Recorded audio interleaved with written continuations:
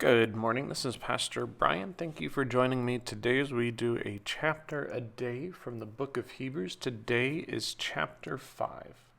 I'll be reading from the Common English Bible. Feel free to follow along in your favorite translation.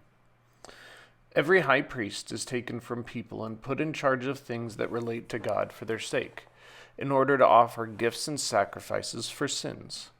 The high priest is able to deal gently with the ignorant and those who are misled, since he himself is prone to weakness. Because of his weakness, he must offer sacrifices for his own sins as well as for the people. No one takes this honor for themselves, but takes it only when they are called by God, just like Aaron. In the same way, Christ also didn't promote himself to become high priest. Instead, it was the one who said to him, "You are my son. Today I have become your father." As he also says in another place, "You are a priest forever, according to the order of Melchizedek." During his days on earth, Christ offered prayers and requests with loud cries and tears as his sacrifices to the one who was able to save him from death. He was heard because of his godly devotion.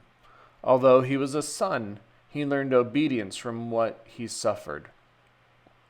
After he had been made perfect, he became the source of eternal salvation for everyone who obeys him. He was appointed by God to be high priest according to the order of Melchizedek. We have a lot to say about this topic, and it's difficult to explain because you have been lazy and you haven't been listening. Although you should have been teachers by now, you need someone to teach you an introduction to the basics about God's message. You have come to the place where you need milk instead of solid food. Everyone who lives on milk is not used to the word of righteousness, because they are babies. But solid food is for the mature, whose senses are trained by practice to distinguish between good and evil. That's the end of chapter 5.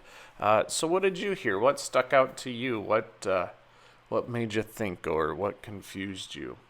Or what was something that you didn't agree with? Here we see the author continue in a way from chapter 4 to kind of compare a priest like Aaron or the priests in the temple to Christ, in the way that Christ became a priest, and how Jesus did all of these things on earth on our behalf and had to learn them as a human with loud cries and tears and sacrifices. And he did this because of his devotion. And so that's what made God Christ perfect through all of this. And that he was God's one and only son. And so I think part of what is being said here is that continuation that,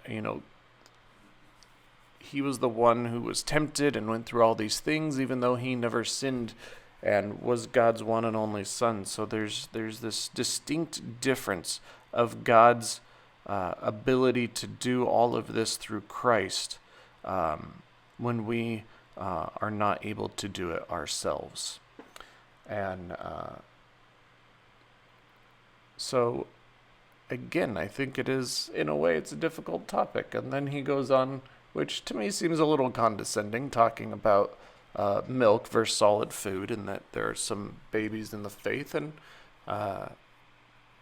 but I think he's trying to make the point that there is a lot to learn, and not just learn, but believe and have faith in, and it takes time, and it takes a willingness to open yourself up to all the things that people have to teach. So, what did you hear? As I mentioned before, write it down, share it with a friend, share it with us. Take care of yourselves, stay safe, and God bless.